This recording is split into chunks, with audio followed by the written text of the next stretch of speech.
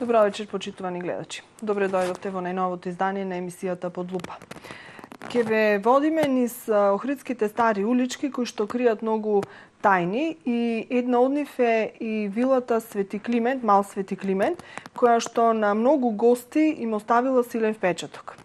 За неа и за многу други нешта поврзани со туризмот и туристичкото работење во градов ќе разговараме со господинот Будимир Соколовиќ, познат охридски стопанственик, но и туристички работник. Добре дојдовте во емисијата Под лупа и во ТВМА. Добре, Како што реков, вашата вила Мал Свети Климент, која што е скриена во една така романтична уличка од стариот дел на нашиот град, предизвика многу позитивни критики кај гостите кои што ја посетиле и еден мотив повеќе за вие уште повеќе да се внесите во развојот на туризмот и да имате уште една визија за изградба на уште еден нов објект. На интернет страната booking.com, која што е една навистина доста експонирана страна кога станува збор за пласирање на се она што е како сместувачки капацитет во нашата држава, но и градот, вашата вила котира многу високо. Оценета е со 9,1, тоа е навистина една висока оценка. На самиот почеток ќе го видиме прилогот, готви мојот колега Мишел Наумовски и ќе разговараме на оваа тема, но малку и ќе ја прошириме. Сместувачките капацитети во градов со исклучително високи оценки на најголемиот интернет сервис за онлайн закажување booking.com. Бројни се капацитетите од секаков обем и со различен број на ѕвезди кои се закитиле со високи оценки кои претежно варираат од 8,5 до 9,7, што според стандардите на booking.com е навистина висока оценка. Овие оценки и критики кои ги добиле нашите сместувачки капацитети се дело на гостите кои таму престојувале, а кои покрај бројчаната оценка даваат и своја текстуална критика за она што најмногу им се допаднало или најмногу им пречело додека биле сместени во Охрид. Еден од овие сместувачки капацитети кои се закитија со навистина висока оценка од 9,1 е и вилата Мал Свети Климент. Сопственикот Будимир Соколовиќ вели дека навистина го сметаат за успех тоа што во повеќе од 250 на критики кои гостите ги напишале, тие успеале да добијат така висока оценка. Нас многу ни значи оценката од Booking, посебно и како поттик за напредување во работата.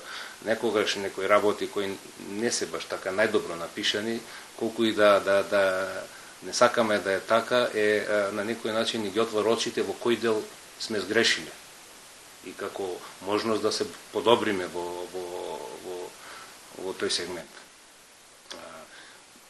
Тоа е на некој начин оценката, добрата оценка е како Архимедова спирала, значи добрите оценки носат повеќе гости. Соколовиќ вели дека сите гости си имаат специфични барања и потреби, но дека за она кое е навистина квалитетно даваат многу слични оценки. Од локација на објектот, вредност наспроти квалитет, хигиена, однос на персоналот кон гостите, а неретко даваат и оценки за работи кои не се во контрола на сопствениците на објектот, како бучавост и слично. Во нашиот објект, значи највисоките оценки сме ги добиле на хигиена. Значи скоро сите се десетки во делот на хигиената. Значи, тоа е она прво гостите што го ценат исто квалитетен на Wi-Fi, ценат добар однос на персоналот, значи кај нас гостинот не е бројка, кај нас гостинот е личност. Значи, и тоа чувството дом далеко од дома. Тоа е, да речем, врвното чувство кој гостин може да го почувствува во некој хотел или некој сместување. Инаку Booking.com е најголемата светска интернет компанија за посредување со сместување. Нивната проценета вредност во моментот се движи околу 80 милиарди долари. Оценките кои се наоѓаат на самиот сајт се всушност оценки кои ги даваат гостите кои го букирале својот одмор токму преку сајтот на Booking.com и само тие може да даваат критики и оценки. На овој сајт во моментот од Охрид се поместени 344 сместувачки капацитети, малку чудна категоризација.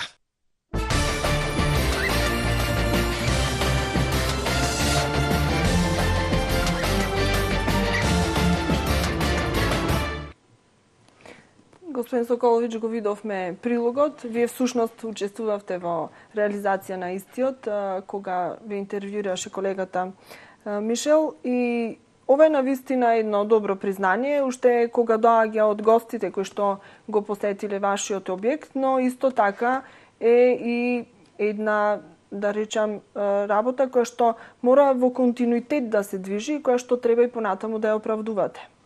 Да, ова е интересно е со ревјуата од Booking или TripAdvisor или било кој друг провайдер. Значи не остава да заспиете, да мислите дека завршена работа, сте направиле добар објект, сега све функционира перфектно и готово, само сега ќе чекаме пари, така натака. Не. Значи тоа е работа што жива материја. Значи, ревјуата не мора да значи дека ако е сега 9,1, дека и во иднина ќе е 9,1. Може да е и пониска оценката и повисока. Све значи, све зависи од услугите и од квалитетот на услугите кои се нуди во моментот. Така. Сега да започнеме од самиот почеток. Од каде ви дојде идејата да изградите еден ваков мини хотел? Тоа е всушност вилата Мал Свети Климент. И се наоѓа на едно така специфично место. Тука имаме еден како мал плоштад, тука и црквата Мал Свети Климент. Потоа и предпоставам и го носи името вашата вила. Тоа било сигурно ваша и провокација за така да ја наречете. Како дојде до идеја, која година започнавте со занимавање со туристичка работа, со туристичка дејност, бидејќи тоа не е ваш фах. Како што реков и на почетокот, вие сте стопанственик и сте машински инженер. Да. Значи, јас се занимавам со машинство, апсолутно не сум ни размислувал да влезам во овие води, но така испадна случајна средба со пријател кој ми покажа да се продаде на интересна куќа во Варош, ако сакаш да ја видиш. Не ни сакав да гледам, добро, ајде, чисто да видиме. Значи, кога влегов од Самуилова десно по сокачето Методи Пачев, кога се отвори скверот, куќата која видов, кога се качивме горе погледот кон езеро, и во моментов добив идеја дека во вреди да се земе ова куќа и да се направи така некој интересен објект. Така. Колку се вложивте, дел од вас, но и финансиски, и дали кога започнувавте, размислувавте на тоа дали ќе имате економска оправданост? Значи, апсолутно не размислував за економската оправданост. За мене, значи, не кажав дека започнавме 2009 година, значи, за мене прво беше како предизвик како проект. И идејата, замислата ми беше да и градбата, како е екстериерот, така и интериерот, да е во традиционален охридски стил. И како и другите проекти во машинство, значи се посветив така еден одреден период, буквално да го остварам тоа што го замислив. Така. Како тече работите? Дали одеше сето тоа брзо, со тоа темпо со кое што посакувавте, или наидовте на некои пречки? Па некои поголеми пречки немаше. Најголемата пречка беше изведбата на проектот, затоа што таа уличка е пешачка зона, значи апсолутно нема можност за приод со механизација, со багери, со машини. Значи сета работа се вршеше рачно, како во старите времиња. Да. Можете да почувствувате како им било на луѓето кои што живееле таму пред неколку за бетон, векови. со рачно кревање, така. Беше, речам, како што реков, за мене беше така интересен предизвик, сето таа, значи, логистика, се изгради за многу брз период. Значи, самата градба беше од денот, значи, кога првиот крамп се удри да се за рушење, до пуштање во работа, беше 6 месеци и 3 недели точно. Па тоа е навистина релативно брзо. Да, доста брзо. Логистиката, значи, припремите беа претходно цела година, значи, од сета подготвена документација и припреми за самата градба. Кој ве учеше на туристичко работење? Од кого крадевте искуство, бидејќи немате претходно некакво искуство, освен што ми кажавте непосредно пред емисијава дека вашите родители на времето некогаш во некои поинакви времиња и состојби издавале соба во Скопје, кога сте биле вие студенти всушност во Скопје, издавале една соба тука, но тоа беше еден поинаков туризам. Сосем поинако од она што е денеска. Од каде започнавте? Значи, што ви беше појдовната точка? Интересно беше, значи јас почнав да ги читам ревјуата на гостите за сместувачките капацитети во Охрид.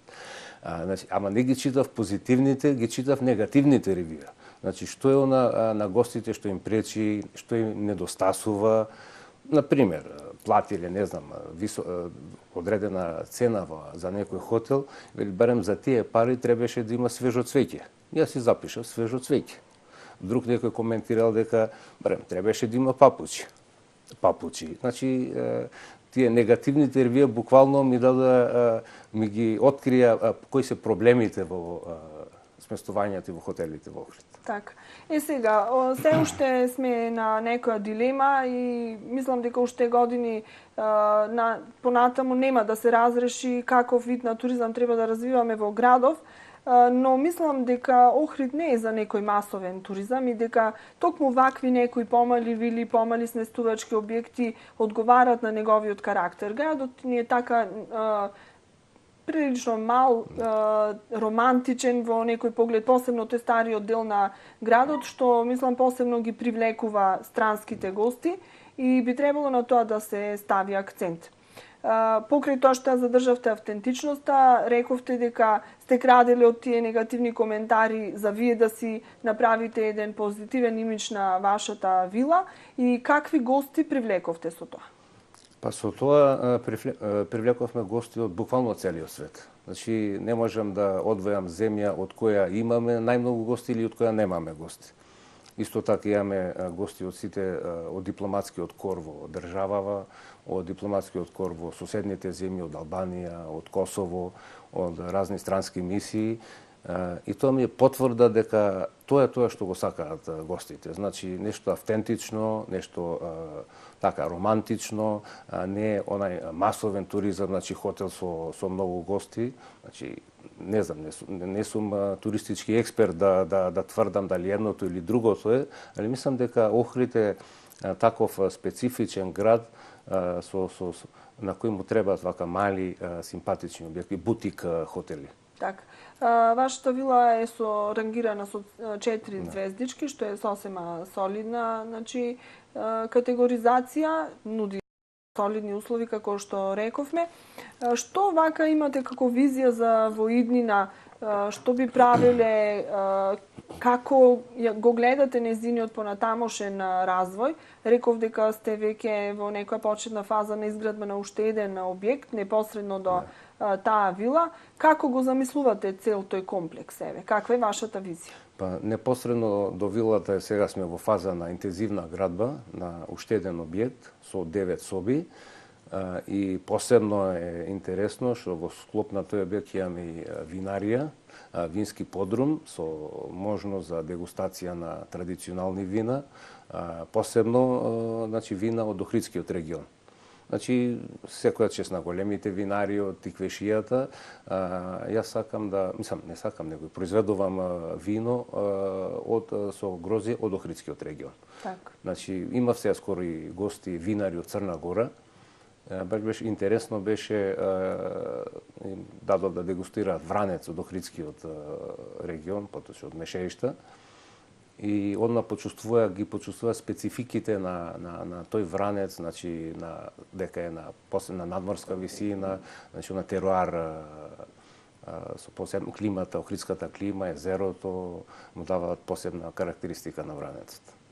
Со туризам започнавте 2009 да се занимавате, а со винарството и да го усовршувате, значи производството на вино, бидејќи претходно можеби за своји собствени потреби, како и сите ние што во домашни услови правиме вино, сте го правили вие тоа, но посериозно 2010 година. Што ви беше мотивот пак да се зафатите со ова? Дали и тоа има поврзано со туризмот или? Да, и тоа е на некој начин, поврзано со туризмот. Заеднички менител. Значи, кога почнавме со вилата, за доручек нудевме француски доручек.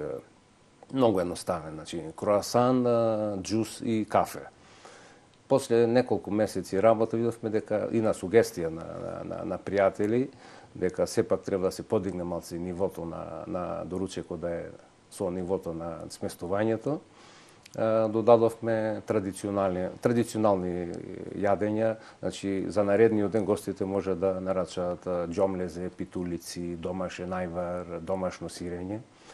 Во наредниот период, така, пополека почна да се развива таа идеја, што нешто друго би можеле да понудиме, нешто традиционално. Традиционално, што би можело да е то? Виното. Значи, во традицијата на скоро секое семејство, ето дека сме произведувале или произведуваме вино. И така да почнав, се заинтересирав за виното, така. Значи, традиционално производство на вино, али сепак со примена на енолошки методи. Така, да се соедини она што е технологија и наука, но и она што е традиција. Мислам дека тоа е вистинската формула што ќе им биде интересна и на самите гости.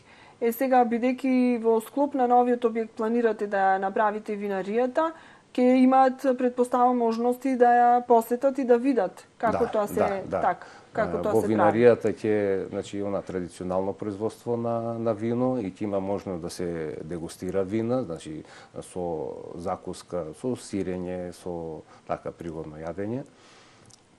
Интересно ќе куриозитет, ќе имаме и производство на вино по античката метода. Јас знам дека е откриена античка винарија на Плавошник со питоси, амфори вкопани во земја. Јас веќе набавив 2 амфори од 500 литри и сега веќе се во фаза, значи наредната недела треба да ги инсталираме да ги вкопаме во земјата и тука ќе произведувам памид. Памидот е традиционално вино за овој регион, а потеклото на памидот е негде од 5-6 век пред нашата ера. Така да ќе имаме... Тоа е едно пивко, така и поженско вино ќе може женско вино, така, интересно, розе вино. Не дека е некое врвно вино со некои врвни карактеристики, боке и така натака. Не е наше. Убавината е што е локално, традиционално и што е старо и ќе биде изработено по таа стара метода на производство на вино, која е различна од она што денеска ние знаеме. По што се разликува? Значи, сега денешното традиционално производство на вино е, да речем, во дрвени бочки, како комињак. Со тоа што кога ќе созрее виното, комината останува над површината на виното, а долу е течноста виното е. А со таа метода во амфори е, значи, после ферментација, завршена ферментација, треба интензивно секој ден по неколку пати да се меша комината и после празниот дел на амфората се надополнува со старо вино. Се затвора амфората и останува 6 месеци. И се врши на некој начин природна филтрација на виното, комината паѓа на дното на амфората, а горе останува чистото вино. Така, сте пробали ли вино произведено на ваков начин? Пробал. И има разлика? Се чувства има, разликата? Да. Па сигурна сум дека и оние гости кои што сте пак сладокусци, кои што имаат познавање од добро вино, ќе ја примета таа разлика. Да, за нив е интересно, значи виното е некое ново доживување. Сите пробале шардоне, каберне савиньон, пино нуар, ама ретко никој не пробал памет. Памет, да. Или вино од нашето охридско црно грозје, и тоа ви е специјалност. Да. Сорта една која што многу ретко уште има на по нашите лозови насади, но на огиот е виете за да произведете. Колку шишиња немате многу од ова производство, но сепак. Од охридското црно така имам околу 50-60 шишиња произведено. Ова година се надевам дека ќе количината ќе поголема.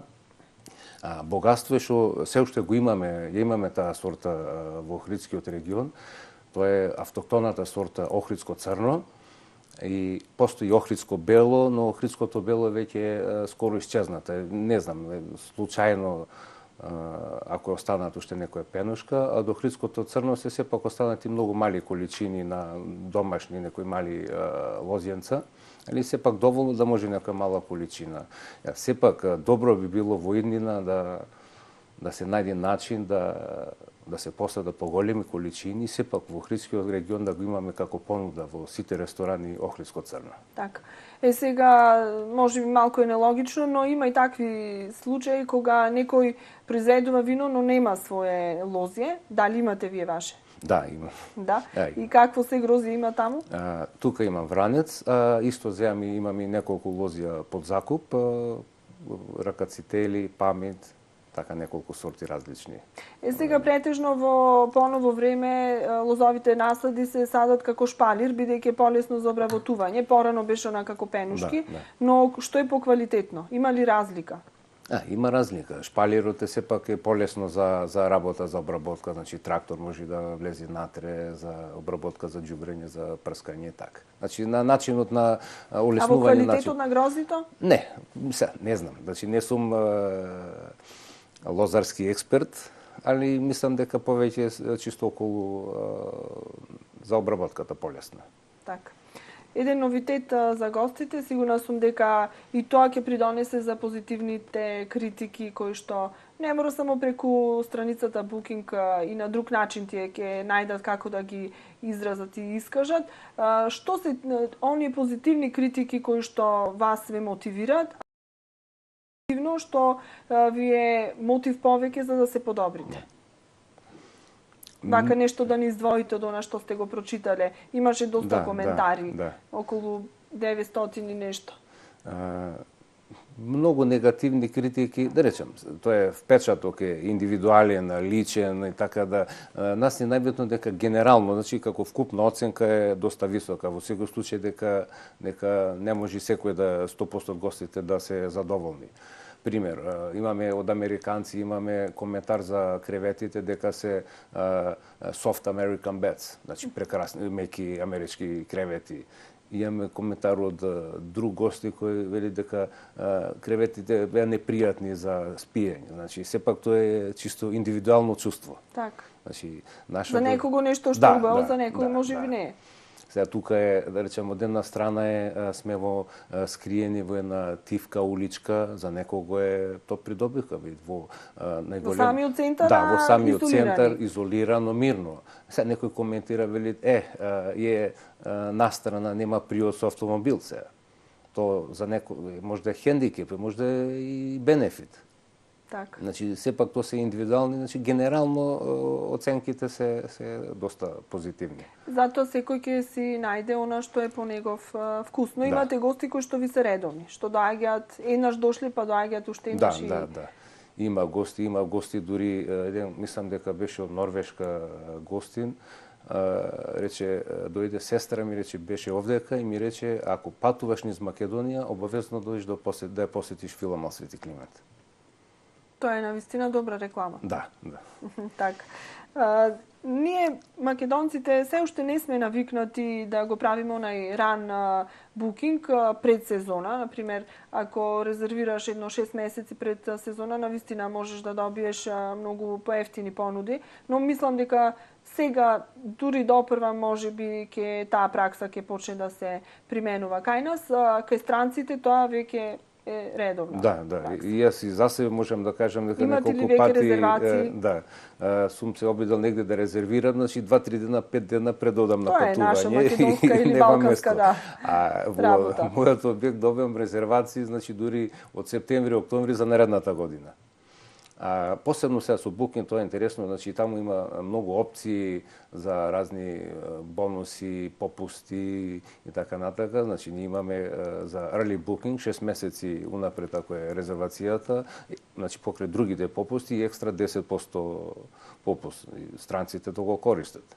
Имате гости во текот на цела година. Некојаш повеќе, некојаш помалку, знаеме кога е шпицот на сезоната, но сепак работите во тек на цела година. Кој период за кој гости е најпогоден вака, ако може да се издвои? Која категорија на гости во кој период најмногу ве посетуваат?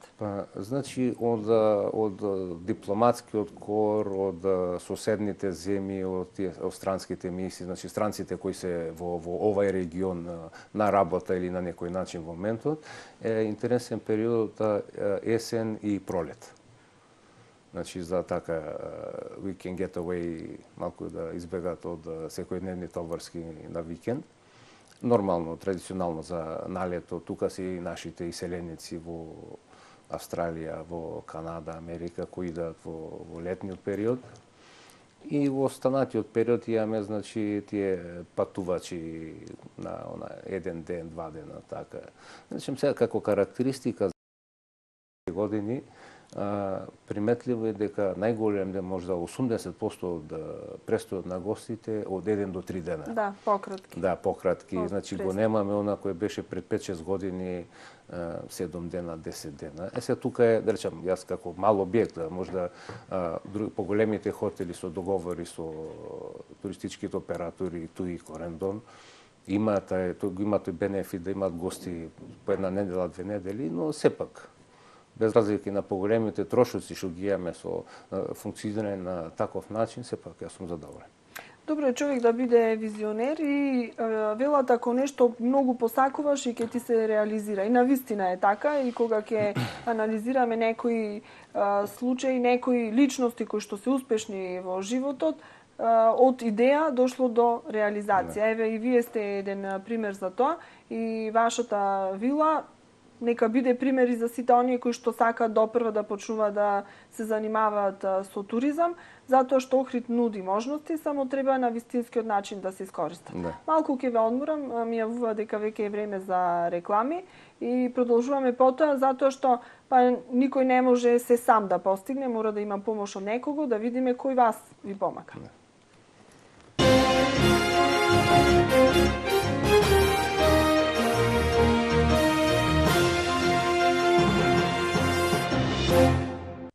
Ви лепите, оне падају. Ви лепите, оне падају. Сада е томе дошао крај. Потражите савет Бекамент, доктора за плочице. Лекови за ваше плочице су Сипрофикс лепак и Фугомал маса за фуговање. Сипрофикс. Толико добро лепи да неćete моći да станете. Сипрофикс и Бека Фугомал. Бекамент. Доктори за плочице. Употреби се посаветујте со Бекамент и докторима за плочице. Сите имаме различни соништа и потреби. Сега можеме да ги оствариме и да ги заштитиме на исто место и во исто време. Со кеш кредитот на Охридска банка Сосиете Женерал добивате плюс кредитно животно осигурување, фиксна каматна стапка од 5,90% за првата година и 50% попуст на административниот трошок. Кеш кредит плюс осигурување. Охридска банка Сосиете Женерал.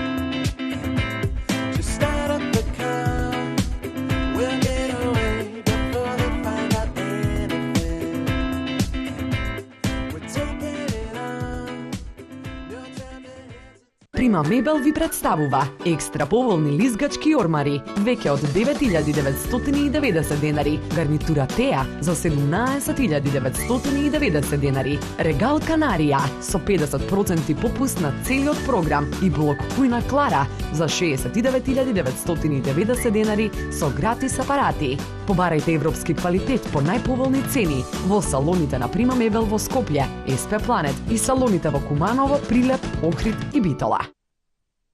Секогаш можеш да направиш супа, но можеш ли да предизвикаш воодушевување? Да се препуштиш на моментот? Да ја вкусиш љубовта? Направи супа, создади чувство, подравка. www.steeringtrade.com.mk Нудиме широк асортиман на квалитетни сертифицирани резервни делови по најповолни цени, со дополнителни 10% попуст за сите веб порачки. Вршиме комплетно опремување на автосервиси со апарати од германско и италијанско производство, цена по договор. И секако, ви ги нудиме најдобрите моторни именувачки масла Пенасол, произведени во Германија. steeringtrade.com.mk Природната и органска храна е основата на здравиот начин на живеење. Биокосмос Македонија со повеќе од 10 години искуство во производството и трговијата со природна и органска храна во служба на вашето здравје. Од широката палета на производи, Биокосмос ви ги нуди безглутенските и макробиотски производи, супер храната, жита и семиња, мусли и снегулки, тестенини, закуски, суплементи и козметика. Внимателно избрано, квалитетно и здраво. Биокосмос. Традиција и квалитет. Преку 50 годишно искуство. Житолеп Охрид. Житолеп Охрид ви нуди широка палета на производи од сопствено производство. Житолеп Охрид.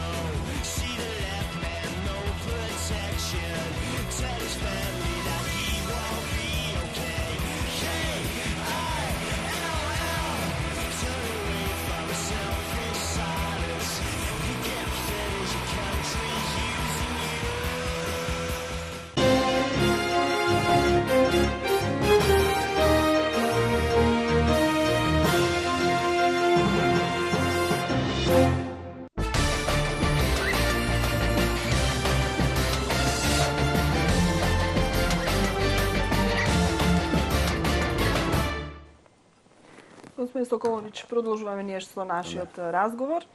Реков една ваша идеја позитивно реализирана, на ваше лично задоволство, но и на задоволство на гостите кои што ја посетуваат вилата Мал Свети Климент. Сега, добро е да се има идеја, да се реализира, но треба и помош од страна. Кој вас се ви помогна во тие некои тешки моменти, а и сега дали имате помош од државата, од локалната, имаме локалната една иницијатива за субвенционирање на станоиздавачите од мал обем. Значи, сето тоа има и една повисока цел за да се плаќа редовно туристичката такса, да имаме една реална слика на гости кои што ни дошле во градот, за да се направи еден ред во тој сегмент, затоа што години наназад навистина имаше едно безредие. Не знаевме колку гости пристигнале, колку станоиздавачи имаме, со колку кревети располагаме и така натаму. Сега, каква е состојбата тука и како вие тука се снаоѓате во тие води, како пливате? Најголемата поддршка од семејството. Значи, тука се сепак овие проекти се, кога сам ќе ги работиш, се многу бараат и помош, и совет, и поддршка. Сепак сопругата ми е како одговорен дизајнер за бои, јас како мајшко не знам, во тој дел не сум баш, и там е советник за тој дел. Синот ми е одговорен за интернет, значи за изработка на веб страната, за промовирање на веб страната на интернет. Ќерката е сега пред дипломирање, таа пополека ќе го преземи тој дел водењето на бизнисот со вилата. Значи, вистински бизнис. Да. И нормално имаме и неколку вработени, пошто сепак ако сакаме да се одржи некој ниво на квалитет, мора и да се има вработени. Поддршката од локалната самоуправа во секој случај е добре дојдена со субвенционирање на туристичката такса. Јас мислам дека секој гостин, без разлика дали е во хотел, во приватно сместување, дали е дојден кај роднина, кај пријател, мислам дека треба да плати туристичката такса. Јас, колку што знам, значи лаички, знам дека дневно секој човек продуцира 700 грама џубре. Значи, сепак тој отпад треба да се собере, да се депонира, улиците треба да се исчистат и некој треба тоа да го плати. Сепак, локалната и комуналија се во сезоната оптеретени со тој дел. Така. Дали вие имате поднесено барање, имате добиено субвенција од локалната? Да, минатата година поднесов и добив субвенција, исто така и ова година, и сите наредни години нормално се додека има субвенција. Така, потоа зашто ги наменувате тие средства? Добро, тие средства повторно се тука, значи во тој кругот и тој, да. Така. Реков добра една позитивна иницијатива и како го гледате тој дел од туристичкото стопанство, значи во која на кој ниво всушност се наоѓаат овие станоиздавачи од мал обем? Дали веќе се направи некаков ред во тој дел? Јас мислам дека изминативе неколку години, 5-6 години, нивото на станоиздавање од мал обем се подигна на едно многу повисоко ниво отколку што беше, да речем, поодамна, кога и моите родители издаваа соби. Сепак сега не е она веќе 5 соби со заедничко окупатио, така натака, значи стандардот, нивото е на многу повисоко ниво, условите се сепак подобри со интернет, телефонија, телевизија, топла вода во секој момент. Има голем напредок во тој сегмент. Така. Дали имате некаков еснав кој што ве обединува, во кој што сте и вие член за полесно да ги решавате и вашите проблеми, но да си ги остварувате и вашите права, но и вашите обврски? Јас сум член на кластерот за туризам, еден, кој обединува туристички работници од повеќе сегменти. Значи не е само станоиздавање од мал обем, тука се и хотели, ресторани, кафетерии, акваклубови, параглайдинг, велосипедисти и така натака. Значи сите оние кои се на некој начин вклучени во туризмот. Мислам дека тоа е така извонредна идеја. Инаку кластерот, формирањето на кластерот е поддржано ГИСРЕД, германската фондација, исто така од УНИДО, а сега и од Свисконтакт. На некој начин вмрежување, запознавање прво на самите измеѓу себе. Едно е да се познаваме по чаршија, друго е сепак кој ќе седне на маса да видиме кој што нуди и заеднички сме сепак посилни.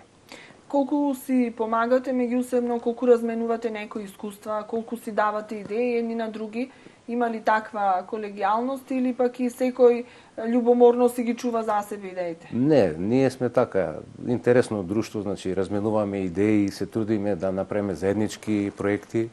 Значи во минатиот период, минатата година се направи еден како производ авантуристички викенд во Охрид.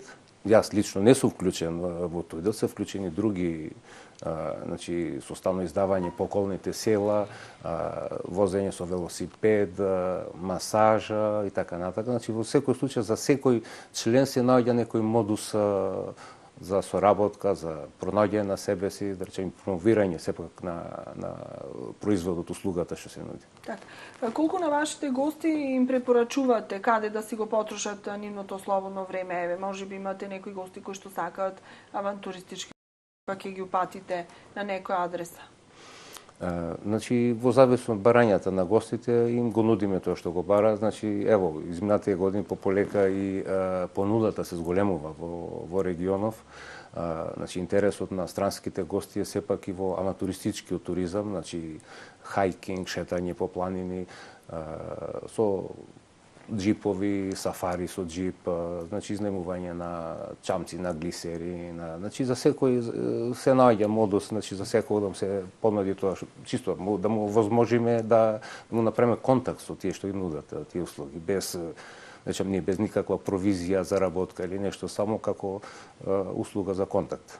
Колку вие сакате да патувате и колку од тие патувања вие пак радите туги искуства кои што ги применувате овде? Па, во секој случај патувањата се многу корисни. Јас мора да нагласам дека посебно многу ми помогна во мојата идеја за винарија, за виното, студиските патувања организирани преку кластерот за туризам. Значи, бе во посета на Хрватска, во винскиот регион, во Истра и Крк.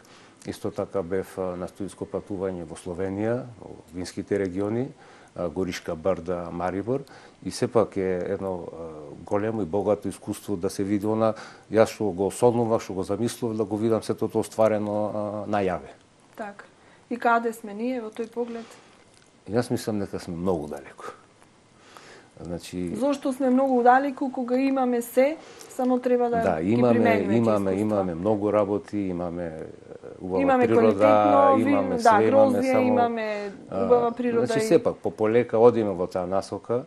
Ево, есента бе во Марибор, значи регионот, селата околу Марибор, Значи, во секое село, во скоро секоја втора куќа е или винарија, или сместување. Сега, тука се сепак можностите за привлекување субвенции, помош преку сите фондови од Европска унија, предпристапни фондови, така натака, може тоа е еден од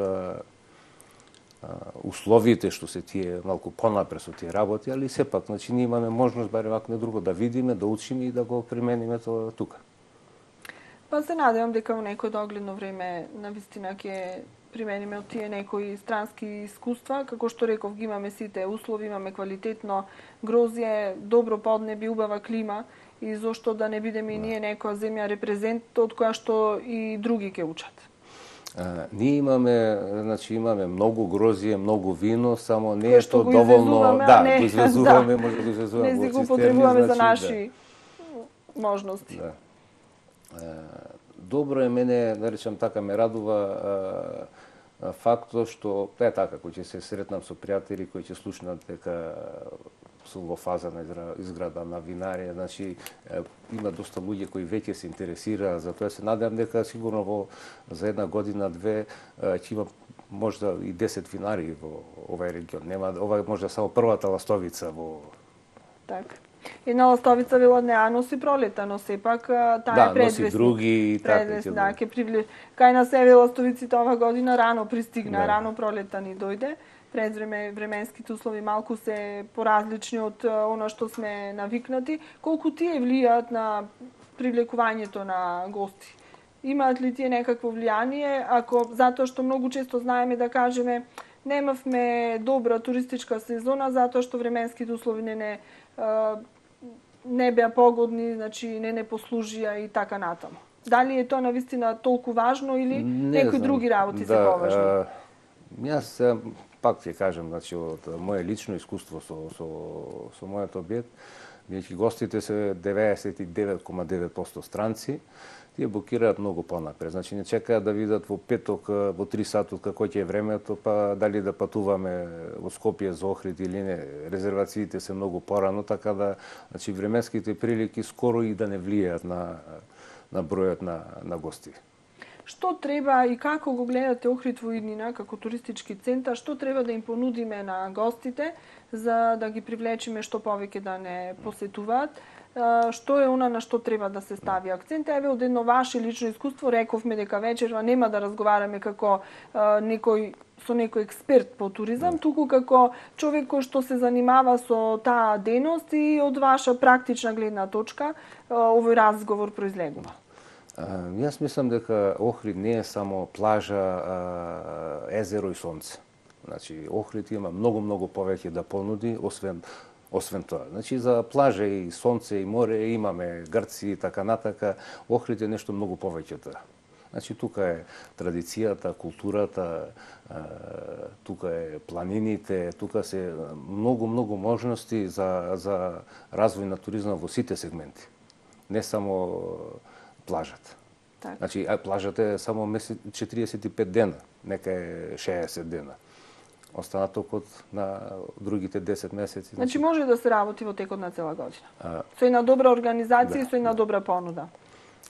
Сепак, може ние во зимскиот период не сме профитабилни, то сигурно не сме, но објектот е отворен и може да се работи. Сепак, со зголемување на понудата, не само мислам на објектот, него зголемување на понудата општо во регионот, значи гостите ако имаат можности каде да поминат секој ден да се на различно место, да пробаат различни работи и дека и бројот на гости ќе се зголеми. Така. Имате ли кој да ве наследи на овој ваш пат? Ќерката е, значи, пред дипломирање на економски факултет, така да се надам дека таа ќе биде ниот менаџер, носител на работите во вилата. Јас малку да се повлечам, да се одморам, на мал заслучен одмор после овие вака интензивни градежни и секакви активности околу новиот објект. Ама мислам дека од винаријата нема да се откажете. Не, јас значи малку ќе се повлечам и од машинството, сино да се фокусира повеќе на машинство, јас да се фокусирам на виното. Многу еден интересен пример ми кажавте во врска со вашиот син и сакам да го споделиме со гледачите на емисијата Под лупа. За жал, значи младите наголемо ја напуштаат нашата држава, нашиот град, во најмала рака одат во главниот град, таму започнуваат со работа, сформираат и семејство и остануваат таму. Охрид некако ни се испразни, млади се помалку имаме, а сакаме да ги задржиме овде. Еве еден интересен пример, ваш личен пример. Како вие, бидејќи вашиот син посакал да остане во Скопје, како го мотивиравте да се врати овде? Па јас го мотивирав со тоа што за во Скопје нема што да му пружам. Значи, ако сака да остане во Скопје, остане во Скопје, ама не можам ништо да ти помогнам во Скопје. Можам овдека во Охрид, тука е фирмата, тука е работата, тука е бизнисот. Јас најмал се сакав да тој да е Скопје, јас само да му давам плата да работи во Скопје. Значи, со тоа фактички го мотивираме да остане во Скопје, не да се врати во Охрид. Мислам, ево тука е 2 години, работи на проекти, веќе е самостален инженер, проектант и работи на многу сериозни проекти. Сепак тука јас можам и да му помогнам, значи моето 20 и кусур годишно, скоро 30 годишно искуство во машинството можам да му го предам ако сме тука заедно. Така.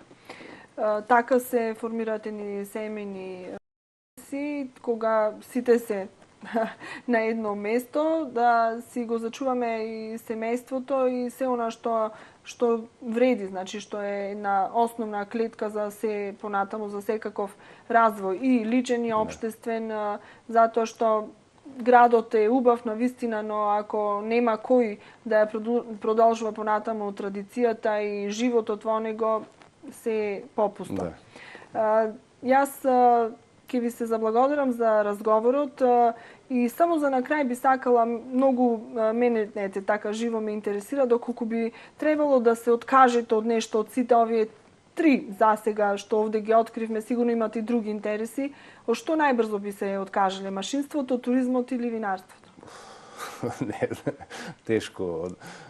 Можда би го намалил интензитетот во машинството. Во туризмот сепак не сум директно јас многу вклучен, значи тука можам да намалам, а виното не. Виното би го оставил за себе, за уживање и за тие околу мене, пријателите и гостите. Велат колку виното е постаро, толку е поубаво. И еден факт што го прочитав неодамна, дека медот и виното немале рок на траење. Значи тие нивниот рок е, да не речам, вечност. За медот да, ама за виното има рок. Има рок. Да, наистина. До кога? Значи од 1 година до 15, 20, ретко изнад 20 години. Значи, затоа тоаш да продолжуваме традицијата. Така.